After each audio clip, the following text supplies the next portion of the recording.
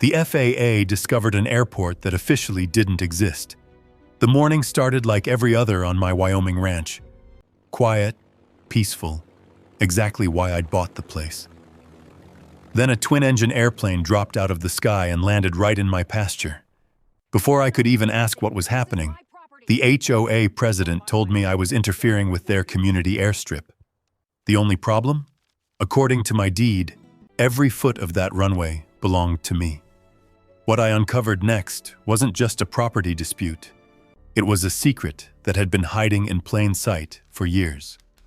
And the deeper I dug, the harder everyone worked to convince me to stop asking questions. If you enjoy stories about ordinary people standing their ground with patience, evidence, and the law, take a second to subscribe. There are plenty more HOA battles, ranch stories, and unbelievable property disputes waiting just ahead. Now let me show you how a peaceful ranch turned into an investigation no one saw coming. Caleb Dawson used to measure his days by deadlines, production schedules, and conference calls. Now he measured them by fence lines, feed buckets, and the slow rise of the Wyoming sun over 90 acres that finally belonged to him. After 20 years designing aerospace components for companies that barely remembered his name after each successful project, he had sold his suburban house, emptied his savings, and bought the ranch he'd dreamed about for years. No subdivisions, no traffic, no neighbors close enough to borrow trouble. Just open pasture, an aging red barn, a weathered wooden gate, and the kind of silence that couldn't be purchased anywhere except far beyond the city. Every repair he made felt like reclaiming a piece of his own life. He replaced broken cedar fence posts one weekend, reinforced the barn roof the next, and spent evenings sitting on the porch with iced tea while his old pickup rested beneath a cottonwood tree. The only interruptions were cattle moving across neighboring ranches and the occasional hawk circling above the prairie. For the first time in years, Caleb slept without setting an alarm. That peace lasted until the first Saturday in June. He was standing beside a small stock pond, checking a leaking irrigation valve, when he heard an unfamiliar hum somewhere above the western ridge. At first he ignored it.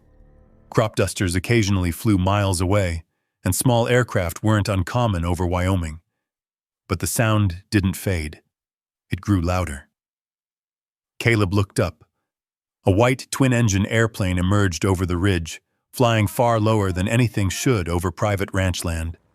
Instead of climbing away, it lined up with his pasture. His pasture. "What are you doing?" Caleb muttered, taking 2 steps forward. The aircraft descended with practiced precision. Its wheels skimmed the grass before touching down smoothly across the broad, level stretch beyond his barn. Dust rolled behind it as it slowed, then taxied another several hundred yards before stopping near the eastern fence. Caleb stood frozen. His coffee mug slipped from his hand and disappeared into the grass. The cabin door opened. A man wearing mirrored aviator sunglasses climbed onto the wing, jumped onto the pasture, stretched casually, and waved as though he'd just parked outside a grocery store. "Morning," the pilot called with an easy smile. Caleb walked toward him, disbelief quickly giving way to anger. "I think you've made a mistake," he said firmly. "You're standing on private property." The pilot frowned, almost amused. "No," he replied. "This is the community strip." Caleb stopped. "The what?" "The community airstrip." The pilot pointed down the length of the pasture. "Everybody uses it." Caleb stared at him. "There isn't an airstrip here." The pilot chuckled. "Been landing here for years." Before Caleb could answer, the sound of tires crunching over gravel echoed from the ranch entrance. A black SUV came through the open wooden gate without slowing. Dust billowed behind it as it crossed the ranch road and stopped beside the barn. A woman stepped out wearing pressed white slacks, polished boots, and sunglasses that matched the confidence in her expression. She looked around the property as though she were inspecting something she managed, rather than somewhere she'd entered without permission. She walked directly toward Caleb. "You must be Mr. Dawson," she said. "I am." She offered a brief smile that disappeared almost immediately. "I'm Linda Carver, president of the Red Mesa Estates Homeowners Association." Caleb didn't shake her hand. "I don't live in your subdivision." "No," Linda replied evenly, "but you've created a problem for everyone who does." Caleb looked from her to the airplane sitting in his field. "I'm sorry. I created the problem? You were interfering with scheduled aviation access." He laughed once, unable to believe what he'd heard. "That airplane landed on my ranch." Linda folded her arms. "Our pilots have safely used this runway for years." Caleb glanced across the pasture again. Runway. Now that someone had said the word, he noticed details he'd dismissed during his first months on the ranch. The grass through the center of the field was unusually flat. Faint tire tracks stretched farther than any tractor path should. Near the eastern fence stood a rusted windsock he'd always assumed belonged to an abandoned irrigation system. His stomach tightened. "I bought 90 acres, Caleb said slowly. "Everything inside those fences belongs to me." Linda nodded as though explaining something to a child. "You bought the land," she said. "The runway already existed." The confidence in her voice was more unsettling than the airplane itself. Caleb suddenly remembered the property deed sitting inside the glove compartment of his pickup. If she was wrong, one piece of paper would prove it. If she was right, he wasn't sure what he'd actually bought. Caleb said nothing else. He walked past Linda without asking permission, climbed into his pickup, and opened the glove compartment. The property deed was exactly where he'd left it after closing day, folded neatly inside a waterproof envelope. He unfolded the papers against the hood of the truck, while Linda watched with folded arms and the pilot leaned casually against his airplane. "You'll find it eventually," Linda said. The previous owner understood how things worked around here. Caleb ignored her. He scanned every page: legal description, parcel number, boundary survey reference, mineral rights, water access, tax records. Nothing. No shared use agreement, no easement, no aviation access, no HOA restrictions. He looked back up. "My deed doesn't mention any runway." Linda didn't even glance at the document. "It doesn't have to." Caleb frowned. "It absolutely does if someone thinks they have permanent rights to my property." The pilot shifted awkwardly, but stayed silent. Linda reached into a leather portfolio and removed a thick stack of neatly organized papers. "We've maintained this arrangement for years," she said confidently. "Meeting minutes, community agreements, correspondence with the previous owner. This has never been a problem until today." She handed him the folder. Caleb flipped through it. Most of it consisted of HOA board meeting minutes discussing community aviation access. There were attendance sheets, typed summaries, maintenance schedules, and a letter bearing what appeared to be the signature of Samuel Whitaker, the rancher who had owned the property before Caleb. According to the letter, Samuel welcomed continued use of the runway for the benefit of neighboring residents. Caleb's jaw tightened. "I never received copies of any of this during closing." Linda shrugged. "That's between you and your title company. It became my business the moment airplanes started landing on my ranch." For the first time, Linda's smile faded. "Mr. Dawson, people have relied on this runway for years. Business owners, medical flights, residents. You're new here. I'm also the legal owner." Neither moved. The silence lasted until another vehicle rolled through the ranch gate. A county sheriff's SUV stopped beside the barn. Sheriff Mason Reed stepped out, resting one hand on his duty belt as he looked from the airplane to Caleb and then to Linda. "Morning." Linda answered first. "I'm glad you're here, Sheriff. We seem to have a misunderstanding." Caleb took a slow breath. I reported an aircraft trespassing on private property. Sheriff Reed nodded. I received both calls. He spent nearly 20 minutes walking the property, listening carefully to each side without interrupting. Caleb showed him the deed. Linda presented her folder. The pilot confirmed he had landed there many times before. Finally, the sheriff closed the folder and handed it back to Linda. At the moment, he said carefully, "This appears to be a civil property dispute." Caleb stared at him. "An airplane landed on my land." "I understand. So you're telling me there's nothing you can do?" Sheriff Reed chose his words carefully. "I'm saying ownership claims and long-term usage rights aren't something I can decide standing in a pasture. If these documents are disputed, a court may need to sort them out." Linda smiled without saying a word. The sheriff tipped his hat toward Caleb. "If I were you, I'd speak with a property attorney before taking any action." Within minutes, both the patrol vehicle and Linda's SUV disappeared down the gravel road, leaving Caleb alone beside the silent airplane tracks pressed into his pasture. Late that afternoon, he spread every closing document across his kitchen table. Purchase contract, survey, title insurance, county plat, disclosure forms. He checked each page twice, then a third time. Hours later, one sentence became impossible to ignore. The property transferred free and clear of recorded encumbrances. Caleb immediately opened the county's online land records. Every easement affecting neighboring parcels appeared exactly where it should. His ranch showed none. Not a single filing granted aviation access. Not one recorded community right crossed his property. He leaned back slowly. Linda had arrived carrying hundreds of pages. Yet none of the only documents that legally mattered appeared in the county records. He looked again toward the dark pasture outside his window.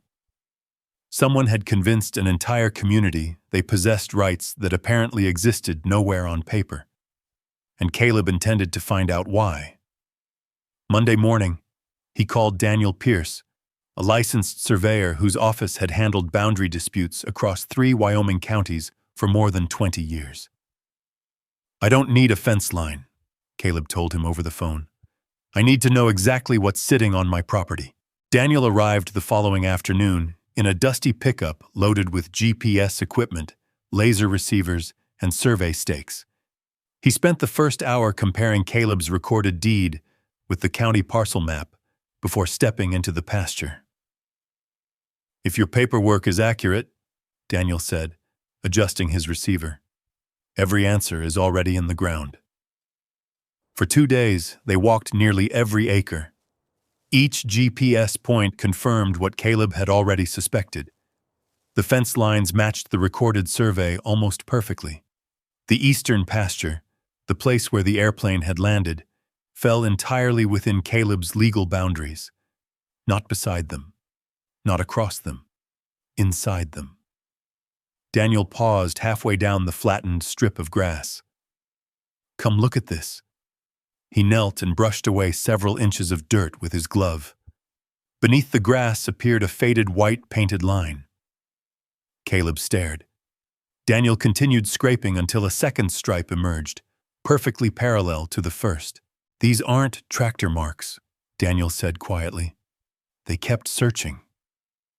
Near the western end of the field, Daniel uncovered the concrete base of an old windsock support hidden beneath weeds. Several hundred yards farther, his metal probe struck something solid below the surface. Concrete. After carefully exposing one corner, Daniel measured it. "Foundation slab," he concluded. "Probably poured years ago." The discoveries continued. A shallow drainage ditch had been reinforced with buried stone instead of natural soil. Electrical conduit ran beneath one section of pasture toward the edge of the tree line. None of it belonged on ordinary ranch land. Daniel removed his hat. Whoever built this didn't throw it together over a weekend. He photographed everything, every measurement, every buried improvement, every coordinate. By late afternoon, his preliminary map showed something Caleb had almost refused to believe. The runway stretched nearly 2,500 feet. Every inch remained inside Caleb's deeded property. As Daniel packed his equipment, an older pickup slowed along the county road before turning toward Caleb's gate. The driver, a gray-haired woman wearing work gloves, climbed out carrying a pie wrapped in a kitchen towel. "I hope I'm not interrupting," she said. Caleb recognized her immediately. She lived on a ranch nearly a mile away. "I'm Grace Holloway." He nodded politely. "I've seen you at the feed store." Grace looked toward the pasture where Daniel was loading his truck. "So, you finally had it surveyed? You knew?" She hesitated before answering. "I knew airplanes landed here." "For how long?" She lowered her eyes. "Longer than I care to admit." Caleb folded his arms. "Then why didn't anyone tell me before I bought this place?" Grace sighed. "Because most folks honestly believed it wasn't your field." She pointed toward the runway. "Linda always talked like the land belonged to the community. After enough years, people stopped asking questions." "You never questioned it?" "I figured the owners had worked something out." She looked genuinely uncomfortable. "When you moved in, I assumed someone would have explained everything." "No one explained anything." Grace nodded slowly. "I believe you." Before leaving, she turned back. "One thing always bothered me." Caleb waited. "I watched that runway grow." "What do you mean?" "It didn't always look like this." She gestured across the pasture. "First it was just flattened grass. Then lights appeared. Later they buried drainage pipes. Every year there seemed to be another improvement." "You actually saw it expanding?" "I did." She climbed into her truck. "I just never realized they were building it on someone else's ranch." As her taillights disappeared down the county road, Caleb looked back across the long strip cutting through his pasture. This wasn't an old agreement that had simply been misunderstood. Someone had invested years of labor, equipment, construction, money. People don't spend that kind of money unless they expect something in return. Standing beside the survey stakes Daniel had driven into the ground, Caleb found himself asking a new question. If this runway generated enough value to justify years of hidden construction, who had been collecting the profits? Caleb decided rumors would never answer that question. Evidence would. The following Friday, he drove into town and bought a professional drone with a high-resolution camera, 2 long-range trail cameras, and several weatherproof battery packs. Before sunrise the next morning, he mounted one camera inside the loft of his old barn, aimed another toward the eastern approach to the pasture, and launched the drone high enough to observe without drawing attention. He didn't wait long. At exactly 8:17 a.m., a single-engine aircraft appeared from the south and lined up with the same strip of flattened grass. It landed smoothly. 23 minutes later, a second aircraft arrived, then another. This wasn't occasional use. It was scheduled. Caleb quietly watched the footage that evening on his laptop. Each landing followed the same routine. A volunteer wearing a reflective vest guided the airplanes into position. A folding table was carried from a small shed near the tree line. Pilots walked over one by one, signed paperwork on a clipboard, then discreetly handed over sealed envelopes before returning to their passengers. Luxury SUVs waited beyond the pasture. Within minutes, every arriving passenger disappeared through a private road leading toward Red Mesa Estates. No one behaved like they were borrowing a neighbor's field. They behaved like customers. The next weekend produced even clearer evidence. This time, Linda Carver personally greeted arriving aircraft. She shook hands with several pilots, exchanged brief conversations, and accepted another stack of envelopes before placing them inside a locked black case. Caleb paused the video, zoomed in, then froze the frame again. The case never left Linda's possession. On Sunday afternoon, Caleb carried 3 external hard drives into the office of Ethan Brooks, a land use attorney recommended by Daniel Pierce. Ethan watched nearly an hour of footage without interrupting. When the final clip ended, he leaned back in his chair. "This isn't neighbors helping neighbors." Caleb nodded. "I know. This looks organized. It feels commercial. It certainly looks that way." Ethan reached for a legal pad. "Before we talk lawsuits, I want to answer one question." "What question?" "Does this runway legally exist?" The next morning, Ethan submitted formal requests to county planning offices and searched public aviation databases, while Caleb continued organizing photographs from Daniel's survey. Late Wednesday afternoon, Ethan called. "I found something." Caleb drove straight to his office. Ethan turned his monitor toward him. "I searched every registered private airport and landing strip within 50 miles. And there isn't one." Caleb frowned. "What do you mean?" "I mean exactly that." Ethan tapped the screen. "No FAA registration, no state aviation listing, no county permit, no zoning approval." He opened another document. "I also checked county construction records. Nothing. No permits for grading, no permits for drainage, no permits for electrical work." Caleb stared silently. "So they've been operating an airstrip that officially doesn't exist." Ethan nodded. "Which raises much bigger questions." He slid another sheet across the desk. "If aircraft are regularly landing here without an officially recognized facility, someone has been taking enormous legal risks." "For how long?" "Years, judging by your survey." Caleb thought about Grace Holloway's words.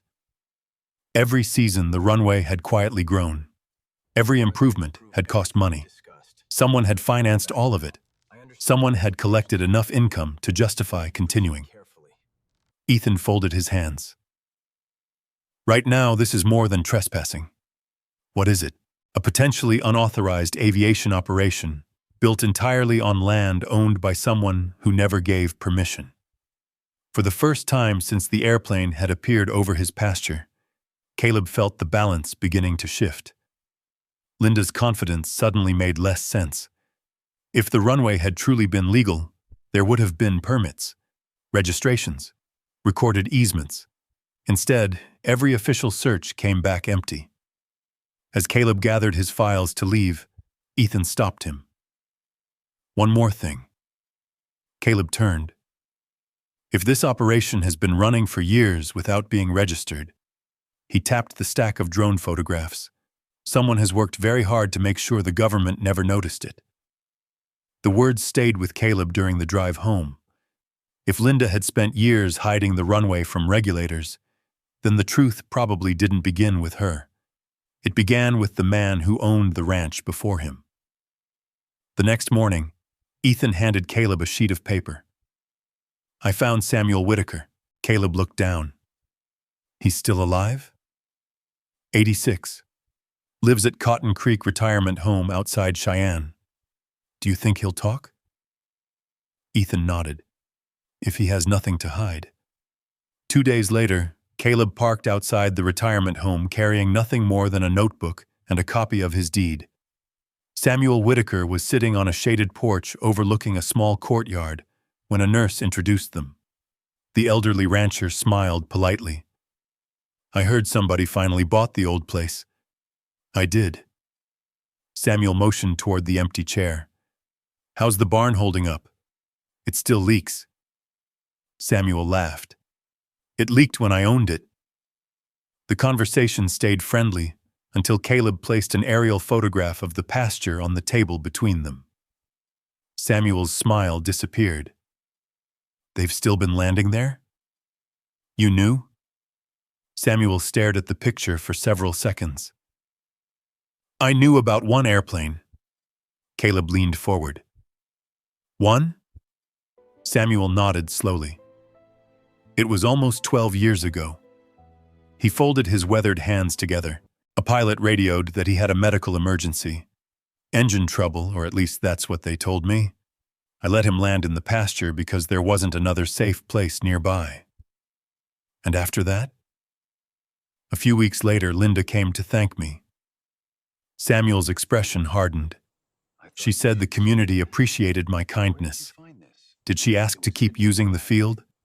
She asked if emergency landings would be all right if someone was in danger. Caleb waited.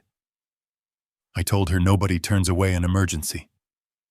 Samuel sighed deeply. I never imagined she'd hear anything else. He shook his head. I never signed away my land. Caleb carefully removed the letter Linda had shown Sheriff Reed during their first confrontation. It has your signature. Samuel adjusted his reading glasses and studied the page. His face changed almost immediately. I didn't write this. You recognize it? I recognize the signature. He pointed at the bottom of the page. That's copied from another document. Caleb felt his pulse quicken. You're certain? Samuel looked him directly in the eye. I signed cattle contracts for 40 years. He tapped the paper. This signature is real. Then he tapped the paragraph above it. These words aren't mine.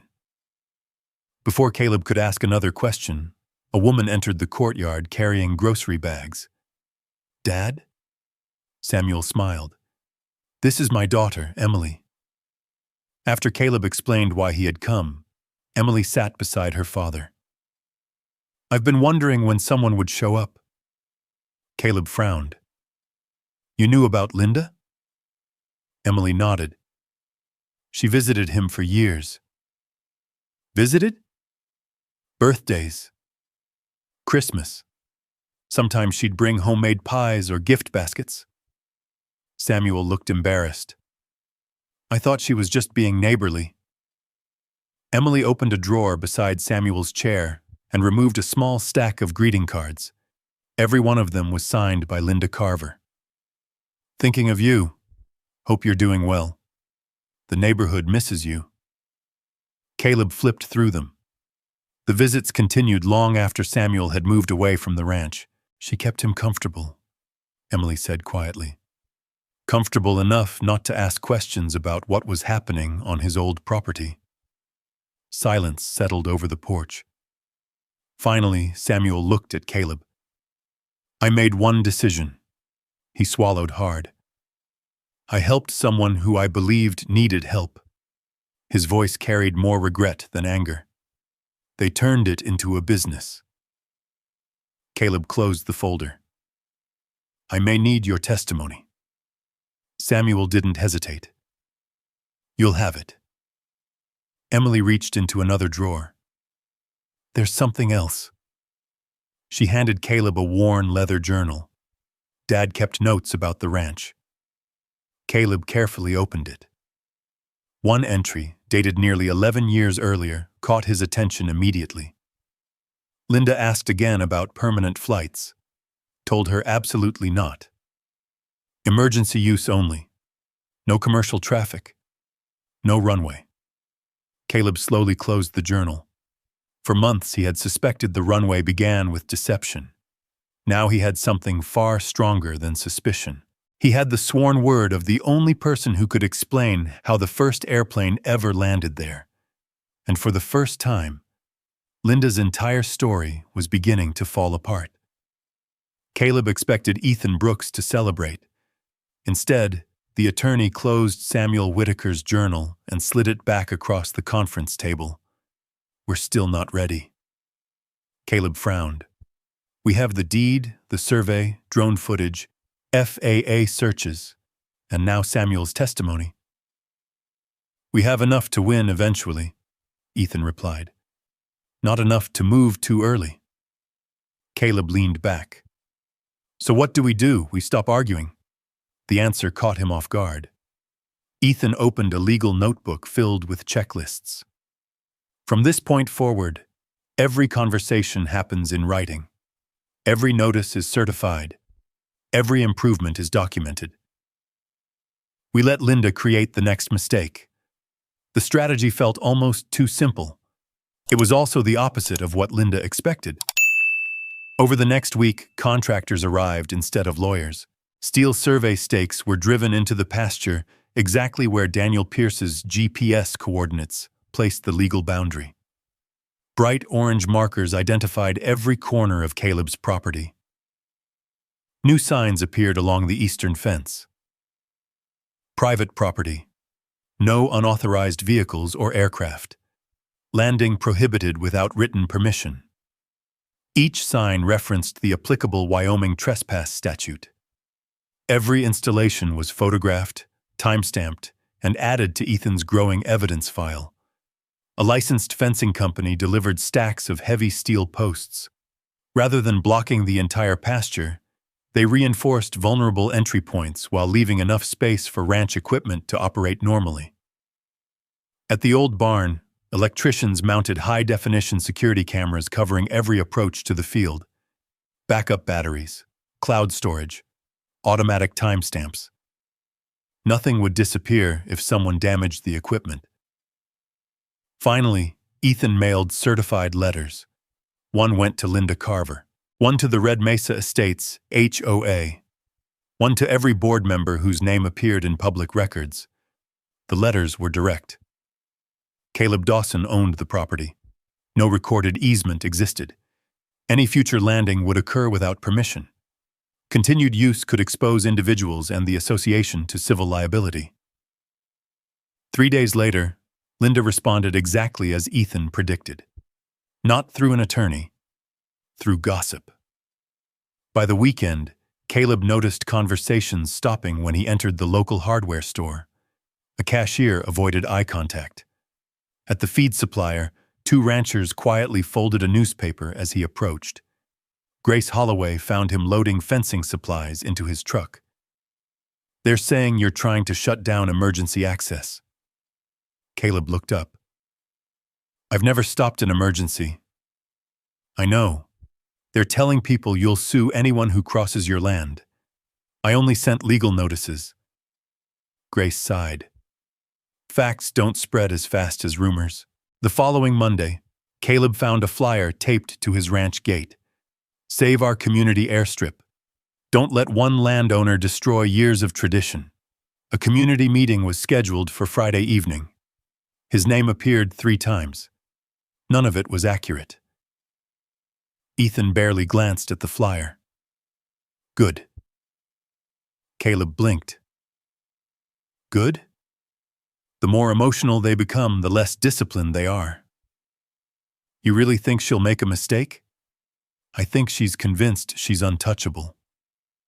Friday came. Caleb didn't attend the meeting. Instead, he spent the evening checking camera angles and replacing memory cards. Just before sunset, one of the security cameras detected movement near the pasture entrance.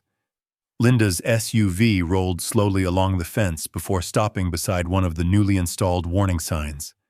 She stepped out, read the notice, took several photographs, and made a phone call.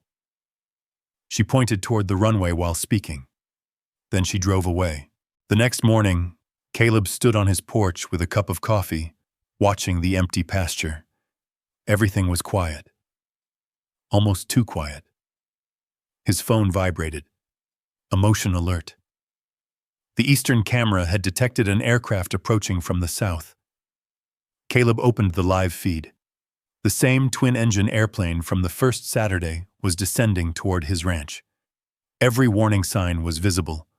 Every survey stake stood in place. Every certified letter had already been delivered. The pilot had no excuse left, yet the landing gear was already down. Caleb watched the live camera feed from his porch as the twin-engine aircraft settled onto the pasture with the same confidence it had shown weeks earlier. It rolled across the grass, passing every new warning sign and every freshly painted survey stake before coming to a stop near the tree line. Instead of driving toward the airplane, Caleb reached for his phone. "Ethan," he said. "I saw the alert," the attorney replied. "Don't confront anyone. Start recording. I'm already recording. Good. Make one more call.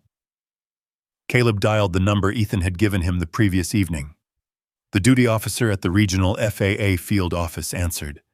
Caleb calmly explained that an aircraft had just landed on private property after receiving written notice that no authorized landing facility existed there. He provided the tail number already captured by his cameras and explained that the property contained no registered airstrip. The official asked one question. Can you preserve the aircraft until inspectors arrive? I can document everything. That's enough. We're notifying the appropriate offices. Within 20 minutes, Linda Carver's SUV appeared. She climbed out smiling, but the expression faded when she saw Caleb standing quietly beside his truck instead of arguing. You've made your point, she said. Now move your equipment so today's arrivals aren't delayed. Caleb looked at her evenly. I've already contacted federal authorities. Her smile disappeared completely. You did what? I reported an unauthorized landing on private property. Linda laughed, but it sounded forced. You're wasting everyone's time. Neither of them noticed the first government vehicle turning onto the county road. Then another, and another. Sheriff Mason Reed arrived first, followed closely by 2 county inspection trucks. Minutes later, white SUVs bearing federal markings rolled through Caleb's gate. The lead investigator stepped out, wearing an FAA jacket. Mr. Dawson? Yes. I'm Rachel Monroe with the Federal Aviation Administration. She accepted the folder Caleb handed her without hesitation. Inside were the drone photographs, Daniel Pierce's survey, certified mailing receipts, copies of the recorded deed, and Ethan's research showing no registered landing facility. Rachel spent less than 5 minutes reviewing the documents before looking toward the airplane. Who owns the aircraft? The pilot slowly raised his hand. I do. Please remain available while we inspect the property. Linda stepped forward. This is simply a disagreement over an old community runway. Rachel looked at her. Can you provide the federal registration number for that runway? Linda hesitated. We've always operated it privately. That's not what I asked. Silence. Rachel made a note on her clipboard. County inspectors spread across the pasture with measuring wheels and ground-penetrating scanners. Daniel Pierce's GPS coordinates matched every legal boundary marker. The runway sat entirely inside Caleb's property. Near the eastern tree line, one inspector stopped suddenly. I've got something. Workers uncovered a metal access cover buried beneath several inches of soil. When they lifted it, the smell of aviation fuel filled the air. One inspector photographed the underground tank while another checked for permit records. There aren't any, he called. A second team located electrical conduit feeding buried runway lighting. Another discovered concrete footings supporting removed navigation equipment. Environmental officials collected soil samples around the fuel system after noticing stained earth extending toward Caleb's stock pond. Sheriff Reed slowly walked over to Caleb. I owe you an apology. Caleb looked at him. I treated this like a neighborhood disagreement. You only had what Linda showed you. I should have looked deeper. Across the pasture, Rachel Monroe questioned the pilot. Who instructed you to continue landing here after receiving written notice? The pilot glanced toward Linda before answering. The HOA president told us everything had been handled. Rachel wrote down every word. Linda immediately interrupted. That's not what I said. The pilot frowned. You told us the owner couldn't legally stop us. Several inspectors looked up at once. The atmosphere shifted instantly. No one was treating Linda like the person in charge anymore. They were treating her like the subject of an investigation. Late that afternoon, Rachel gathered everyone near the barn. Effective immediately, she announced, this location is not to be used for aircraft operations until this investigation is complete. She turned toward Caleb. We'll also be requesting financial records related to every known flight conducted here. Linda's face lost what little color remained. For what purpose? Rachel closed her notebook. Because unauthorized aviation facilities rarely operate for free. As the investigators packed their equipment, Caleb noticed two agents carrying sealed evidence boxes toward their vehicles. The runway itself had become evidence, but Rachel's final request suggested something even bigger was coming. She wasn't just investigating illegal landings anymore. She was following the money. The investigation spread faster than Linda could control it. Within a week, FAA investigators had subpoenaed flight logs from several pilots who had used the pasture. County officials requested construction permits dating back more than a decade.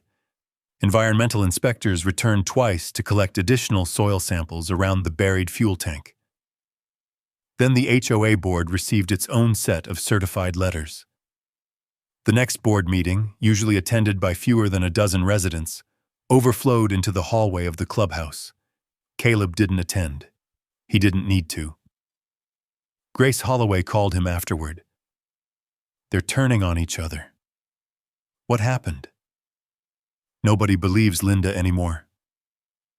The next morning, Ethan received a phone call from a man who identified himself as Greg Sanders, a former HOA treasurer. He wanted immunity before speaking. 2 hours later, Greg sat across from Caleb and Ethan in the attorney's office. I never approved an airport, Greg said quietly. You signed financial reports, Ethan replied. I signed reports Linda prepared. Greg slid a flash drive across the table. I made copies before I resigned. The drive contained years of electronic bookkeeping files, monthly deposits labeled community events, maintenance reimbursements, hospitality fees, guest access contributions. The descriptions sounded harmless. The amounts did not. Ethan opened a spreadsheet. These deposits total over $700,000. Greg nodded. Those aren't HOA dues. What are they? Landing fees. The room fell silent.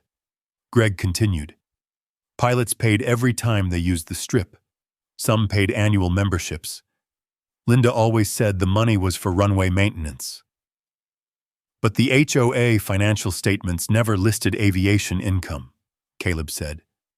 They listed landscaping. Ethan immediately printed several pages. That's a serious problem.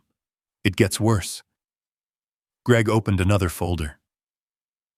I started questioning expenses 3 years ago. Inside were invoices for underground fuel tanks, electrical wiring, gravel deliveries, drainage work, and heavy equipment rentals. Every project had been approved without a membership vote. Who authorized them? Greg answered without hesitation. Linda. By herself? She'd tell everyone the board had already approved it. But they hadn't. Greg slowly shook his head. Not once. The following afternoon, Grace Holloway returned carrying a worn 3-ring binder. I found these cleaning out my garage. Inside were photocopies of old HOA meeting minutes. Caleb compared them with the copies Linda had shown Sheriff Reed months earlier. The differences were impossible to ignore. Entire paragraphs had been added.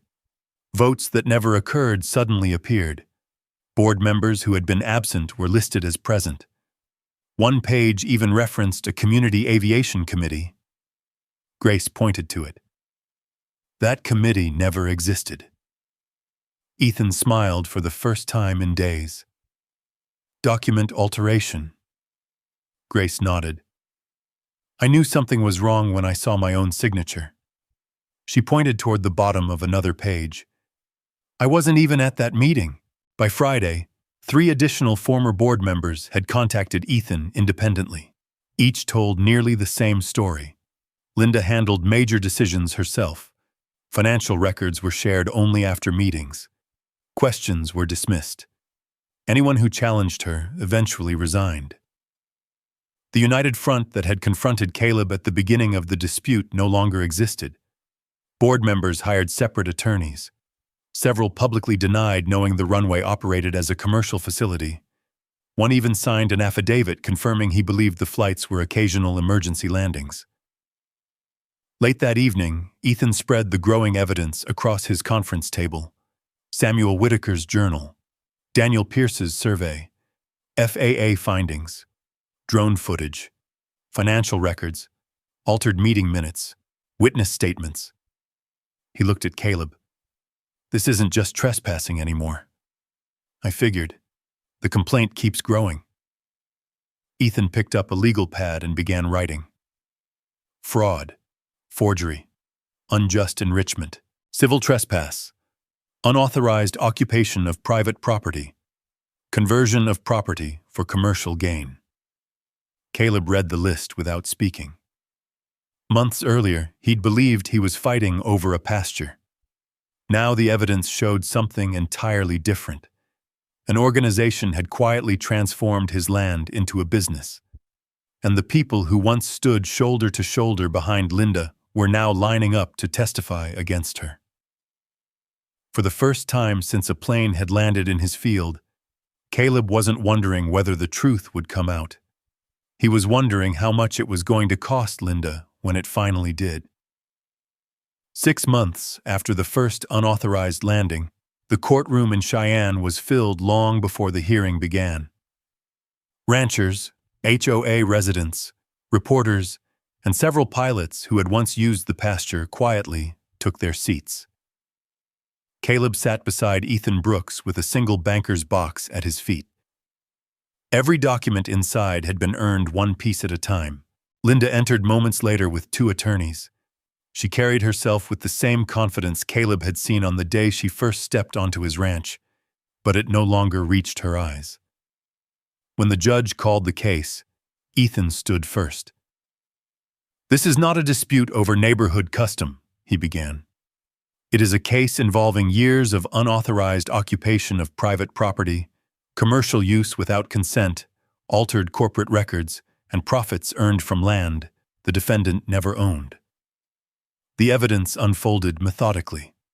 Daniel Pierce testified first. Using enlarged survey maps, he demonstrated that every section of the runway, every buried improvement, and every fuel installation sat entirely within Caleb's legal property boundaries. No portion of the runway crosses HOA property, Daniel concluded. None whatsoever. Next came Rachel Monroe from the FAA. She explained that investigators found no federal registration, operating approval, or recognized private landing facility associated with the property. The runway officially did not exist, she testified, yet aircraft used it for years. She then described the unauthorized fuel storage, undocumented construction, and repeated commercial operations discovered during the investigation. Linda's attorneys attempted to suggest that informal rural practices sometimes replaced paperwork. Rachel answered calmly. Federal aviation regulations do not recognize unwritten airports. The courtroom grew noticeably quieter. Samuel Whitaker followed. Though his voice showed his age, his memory remained sharp. I allowed 1 emergency landing. He looked directly toward the judge.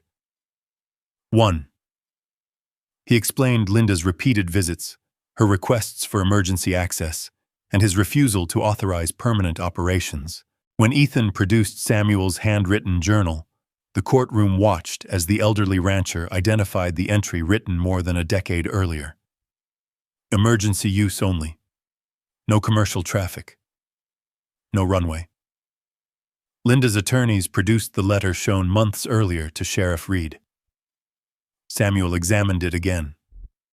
The signature is mine. He paused.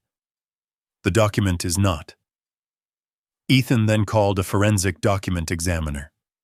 After comparing ink patterns, formatting, and signature placement, the expert explained that Samuel's genuine signature had likely been copied from an unrelated document and electronically transferred onto the letter presented by the HOA. Linda shifted uncomfortably. Then came the financial evidence. Greg Sanders walked the court through years of bookkeeping records copied before his resignation as HOA treasurer. Landing fees, membership payments, fuel reimbursements, hidden accounts. None appeared on official HOA financial statements. Instead, aviation income had been disguised as landscaping expenses and miscellaneous community improvements. Grace Holloway testified next. She identified altered meeting minutes, bearing her forged approval. I never attended that meeting. She pointed to the document. And I certainly never voted to build an airport. Finally, Ethan played Caleb's drone footage. One landing after another filled the courtroom screen. Pilots handing envelopes to Linda. Vehicles waiting for passengers. The temporary check-in table. The black case collecting payments. Then came the final recording. Linda standing beside the newly installed warning signs. The following morning, the same aircraft ignoring every notice before landing anyway. Linda's attorney rose for his closing argument. For years, the community openly relied upon this runway. Continuous public use created a reasonable expectation that access would continue. The judge looked over his glasses. A reasonable expectation does not create ownership. The attorney tried once more. But custom, the judge interrupted, cannot erase recorded deeds. Silence settled across the courtroom. The judge reviewed several pages of notes before speaking again. The evidence establishes a continuing pattern of unauthorized commercial use, fraudulent documentation, financial concealment, and knowing occupation of privately owned land. He looked directly at Linda. This court finds those actions neither accidental nor excusable. Caleb slowly exhaled. Months of investigation had led to this moment. The legal battle was over. All that remained was the judgment, and everyone in the courtroom understood it would reach far beyond a simple property dispute. The judge returned after a brief recess carrying a written order nearly 40 pages long. No one spoke. The court finds in favor of the plaintiff, Caleb Dawson, on all primary claims. The words echoed through the silent courtroom. The judge detailed the findings one by one. Linda Carver had knowingly authorized commercial use of property she did not own. The HOA had occupied Caleb's ranch without a recorded easement or written permission. Financial records proved that landing fees had been collected for years while concealed inside unrelated accounting categories. Meeting minutes had been altered. Documents had been presented that could not be trusted. The court ordered immediate and permanent termination of every aviation activity on Caleb's property. The unauthorized runway was to be removed under county supervision. Environmental damage caused by buried fuel storage would be remediated at the defendant's expense. Every unauthorized structure installed on the ranch had to be dismantled. The judge then addressed the financial claims. Linda was ordered to repay profits determined to have been earned through the unlawful operation, along with compensatory damages for the years Caleb's land had been occupied without consent. The HOA itself would share responsibility for restoration costs, though individual board members who had cooperated with investigators were spared personal liability because the evidence showed they had relied on Linda's false representations. Finally, the judge looked directly at Linda. Property rights exist to prevent exactly this type of abuse. He signed the final page. Court is adjourned. Outside the courthouse, reporters gathered around Caleb. One microphone pushed forward. "Do you feel like you won?" Caleb glanced toward the mountains before answering. "I didn't come here to win against my neighbors." He held up a copy of his deed. "I came here to protect what this paper already said belonged to me." Within days, the FAA issued a permanent closure order for the unauthorized airstrip. Warning notices were posted. Pilots who had once landed there received formal notification that the location could no longer be used for flight operations. County contractors supervised the removal of the buried fuel tank. Environmental crews excavated contaminated soil near the stock pond and replaced it with clean earth. Concrete foundations disappeared beneath heavy equipment. Electrical conduit was removed. Drainage systems were restored to their natural flow. For weeks, trucks came and went. This time, every vehicle on the ranch was there with Caleb's permission. Red Mesa Estates changed just as dramatically.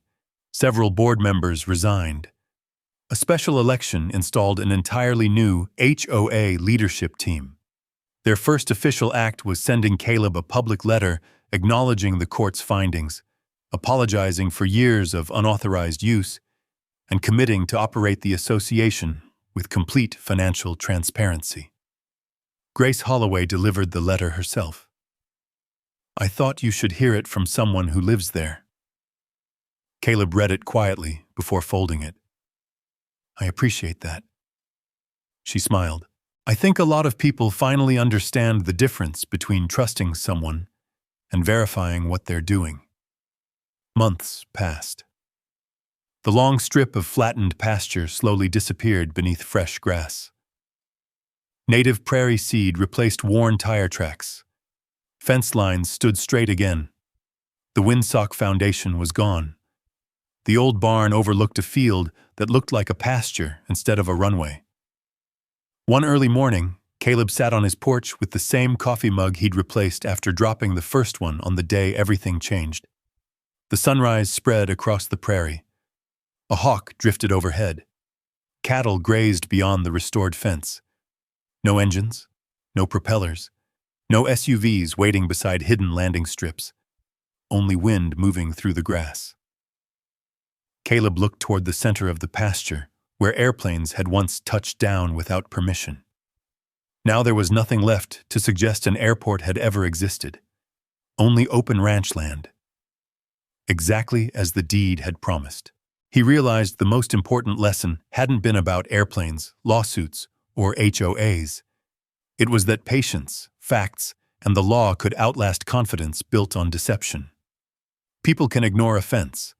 They can argue over a sign. They can even invent stories that survive for years. But eventually, every false claim reaches the same boundary. The truth. And unlike any runway Linda ever built, that was one line no one could legally cross. If there's one lesson I carried away from all of this, it's that ownership isn't just about having your name on a deed. It's about understanding what that deed means, keeping good records, asking hard questions when something doesn't add up, and having the patience to let facts speak louder than emotions. Caleb didn't protect his ranch by shouting the loudest. He protected it by staying steady, gathering evidence, respecting the law, and refusing to give up when the truth wasn't immediately obvious. That's a lesson worth remembering whether you're protecting a ranch, a family home, or anything you've worked your whole life to build. Stories like this remind us that real strength is often quiet. It's found in persistence, honesty, and the willingness to stand your ground without losing your character. In the end, the land wasn't restored because someone demanded it. It was restored because the truth was carefully proven, one step at a time. Now I'd love to hear from you. If you believe Caleb handled this the right way, type yes in the comments. And if you've ever dealt with an HOA, a property dispute, or a situation where paperwork mattered more than opinions, share your story below. Your experience might help someone else facing the same challenge. And if you enjoy stories about ordinary people standing up with patience, integrity, and common sense, I'd be honored if you subscribed and joined us for the next HOA and ranch story.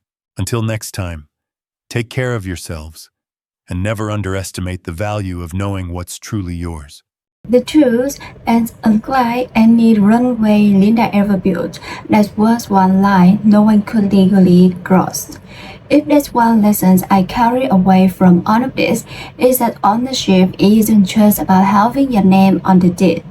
It's about understanding what deed means, keeping good records, asking hard questions when something doesn't add up, and having the patience to let facts speak louder than emotions. Caleb didn't protect his branch by shouting the loudest. He protected it by staying steady, gathering evidence, respecting the law, and refusing to give up when the truth wasn't immediately obvious. That's a lesson worth remembering whether you're protecting a brand, a family home, and anything you work your whole life to build. Stories like this remind us that real strength is often quiet. Its found is persistence, honesty, and the willingness to stand your ground without losing your character. In the end, the land wasn't restored because someone demanded it. It was restored because the truth was carefully proven, one step at a time. Now, I'd love to hear from you. If you believe Caleb handled this the right way, type yes in the comments. As if you ever deal with an HOA, a property dispute, or a situation where paperwork matter more than opinions, share your story below. Your experience may have someone else facing the same challenge.